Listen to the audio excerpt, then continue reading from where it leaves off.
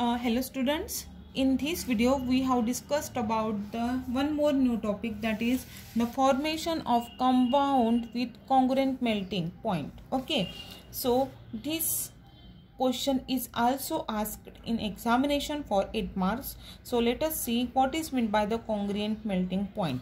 Okay, a compound which melts sharply at constant temperature into a liquid of the same composition as the solid is said to possess a congruent melting point. देखो congruent melting point हम किसे कहते हैं? ऐसा compounds जो sharply at constant temperature पे liquid में convert हो जाता है। मतलब ऐसा जो सॉलिड है वो कुछ ना कुछ टेम्परेचर पे, कांस्टेंट टेम्परेचर में उसका जो कन्वर्शन है into a liquid of the same composition of the solid. मतलब जैसे सॉलिड का जो कंपोजिशन है उससे सेम ही क्या होता है, उसका कंपोजिशन होता है और उसमें वो क्या होगा, मेल्ट होगा। सॉलिड किस में मेल्ट होगा? लिक्विड में। Is said to possess a congruent melting point. उसी टेम्परेचर को हम क्या कहेंगे? कॉन्ग्रुएंट मेल्टिंग पॉइंट कहेंगे। To take a general case, let A and B be the two component. उसका हम एग्जाम्पल समझने के लिए हम कंसिडर करेंगे A and B. Okay, A and B क्या है? दो कंपोनेंट्स है and A B is a stable solid compound form by their chemical combination. मतलब ए और बी ये दो कंपाउंड हैं, दो कंपोनेंट्स हैं और ए बी जो है वो स्टेबल सॉलिड कंपाउंड्स है जो केमिकल कॉम्बिनेशन से फॉर्म हुआ है। ठीक है, देखो यहाँ पे ए और यहाँ पे बी ये क्या किए हैं? दो कंपाउंड्स लिए हैं इस फिगर में। और ए और बी जो हम बोल रहे हैं, जैसे ये है ए और बी, ये ए प्लस बी के केमिकल कॉम्बिनेशन से क्या हो गए हैं? फॉर्म हो गए हैं। The phase diagram will be of the type shown in figure 21। ये फिगर में हमें फेज डायग्राम दिया है। ठीक है, यहाँ पे क्या बोल रहे हैं देखो, हम इसको डिटेल में देखेंगे। In this system there are 3 different solid phases. इसमें 3 डिफरेंट सॉलिड फेजेस हैं, A B and the compound A B. एक तो कौन सी है? ए कंपाउंड है, बी कंपाउंड है और तीसरा क्या है? Compound A B. Accordingly there will be the 3 fusion of freezing point curve A C B and C D E. देखो इसमें कितने फ्यूजन कर्व हैं? 3 हैं। और कंपाउंड कितने हैं? 3 हैं। कौन से? A B and A B है। और उसमें फ्यूजन फ्रीजिंग पॉइंट कर्व जो है वो कौन से हैं? ए सी ये कर्व है, बी मतलब कौन सा है? ये कर्व है। और सी डी ई मतलब ये, मतलब 1, 2 और 3 ये 3 फ्यूजन कर्व है। The solid A is the equilibrium with the liquid phase. अभी सॉलिड ए जो है वो इक्विलिब्रियम लिक्विड फेज के साथ कर रहा है अलॉन्ग विद द बीई। बरोबर है, इसके साथ ये क्या कर रहा है? इक्विलिब्रियम मेंटेन कर रहा है। And the B is equilibrium with the liquid phase, okay, along with the central portion of C D A. और जो बी है वो जो सेंट्रल पोजिशन का जो सी डी ई है उसके साथ क्या कर रहा है? इक्विलिब्रियम मेंटेन कर रहा है। The solid compound A B is in the equilibrium with the liquid phase at the different temperature. और वो क्या कर रहा है? डिफरेंट टेम्परेचर पे वो इक्विलिब्रियम मेंटेन कर रहा है। The maximum point D of the curve is congruent melting point of the compound because solid and liquid phases now have the same composition.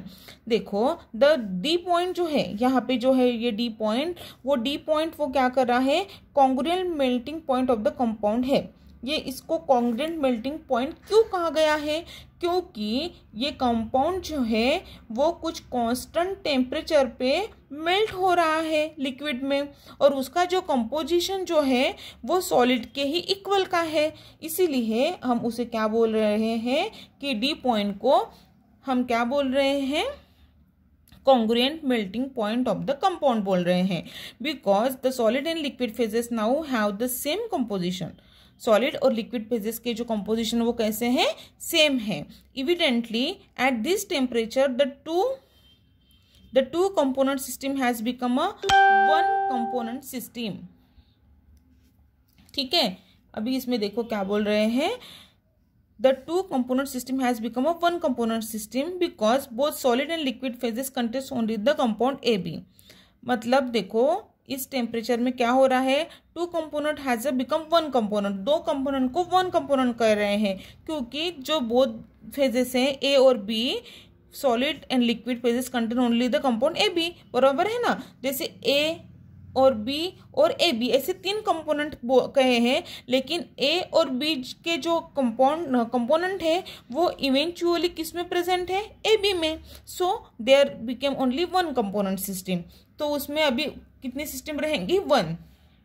Therefore according to the phase rule, यदि हम according phase rule मतलब हम जब बोलते हैं तो उसमें क्या बोले हैं, D is non variant point. D जो है वो कैसा है, नॉन वेरिएंट पॉइंट है। This represent the defined temperature just like the melting point A and B of the pure components. The congruent melting point D, this is the congruent melting point of the D of compound AB। ये compound का जो D क्या है, congruent melting point है, ठीक है। AB has shown lie above the melting point of the pure component A and B। वो A and B के अबव है, प्योर कंपोनेंट के अबव वो प्रेजेंट है, ठीक है। It is necessarily so always there are the different types of system known which the congruent melting point of the compound form lies above, below or in between the melting point of the pure components। So वही चीज कही है, लेकिन इसमें इन्होंने क्या कहा है कि जब हम फेज रूल अप्लाई करते हैं तो डी उसमें क्या रहेगा, ये कॉन्ग्रुएंट मेल्टिंग पॉइंट है वो नॉन वेरिएंट पॉइंट रहेगा। This represent the different temperature just like the melting point of A and B of pure compound. मतलब वो ए और बी का जो प्योर कंपाउंड थे, ए और बी ए पहले एक अलग अलग कंपोनेंट थे, फिर उसका कॉम्बिनेशन करने के बाद ए बी आया, ठीक है। The congruent melting point of the compound A B has lie above the melting point, वो अबव द मेल्टिंग पॉइंट पे लाई हो जाएगा, ठीक है। There are the different type of the system known in which the congruent melting point of the compound form lies above और below. एक तो वो अबव लाई होगा या बिलो और इन बिटवीन, और इन बिटवीन में एक तो अबव या बिलो और इन बिटवीन में लाई हो जाएगा ऑफ द प्योर कंपोनेंट्स के, ठीक है। This is what about the formation of the compound with the congruent melting point. अभी देखो और क्या बोल रहे हैं, in the above figure the compound has been shown contain equimolar amount of A and B. अभी उसमें इक्विमोलर जो अमाउंट ए और बी के हैं, this is not necessary so in every system, वो सभी सिस्टम में रहेंगे ऐसा नहीं है। There are two eutectic point in such system represented by C and E in the figure. C and E, जैसे ए और बी के, ए के सी और बी के ई, ये दो क्या है, यूटेक्टिक पॉइंट है। At C solids A and B are in equilibrium with the liquid phases, while E at the solid B and B are in the equilibrium at the liquid phases, बराबर है। मतलब इन्होंने क्या बोला है, देखो जैसे C and E are in the figure जैसे दिए हैं, at C solid A, C solid A का इक्विलिब्रियम मेंटेन कर रहा है, एंड बी का ई इक्विलिब्रियम मेंटेन कर रहा है, and solid B are in the equilibrium of the liquid phase. It can be seen that a certain temperature, जब certain temperature रहता है, say that T is the temperature, the liquid phase can have two composition X and X1 in equilibrium with the same solid AB.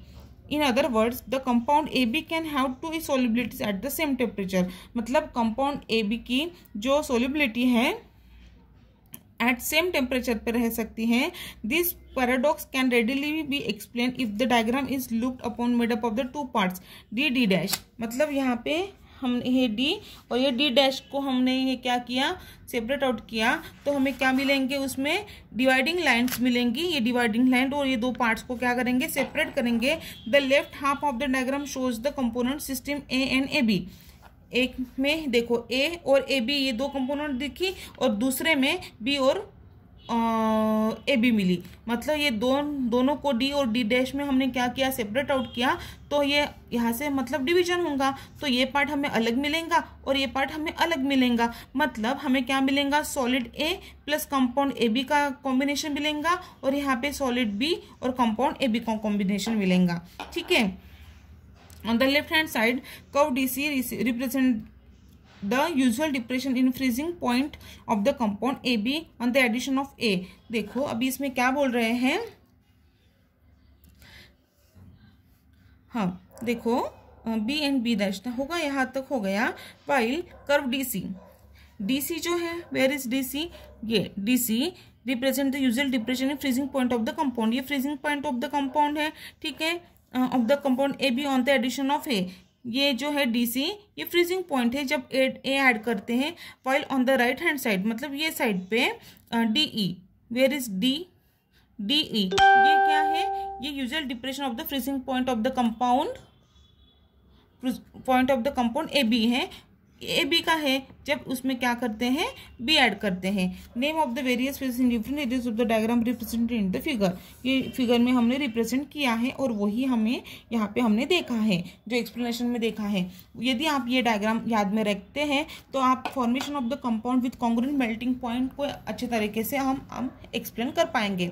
Now next point क्या है, the name of the variation various phases in different areas of the diagram are represented in the figure, वो figure में दिए हैं। The compound system which form one or more compound with congruent melting points include, congruent melting point में कौन कौन से हैं example देखो, include zinc magnesium, aluminium magnesium, mercury thallium, gold tin and phenol aniline system among as the salt hydrate FeCl3H2O system falls into this category। मतलब कौन से examples इस कैटेगरी में आते हैं formation of the compound with congruent melting point के, ये यहाँ पे इन्होंने बताए हैं। These are the examples which can be included under the formation of the compound with the congruent melting point. This is what the formation of the compound with congruent melting point. Thank you.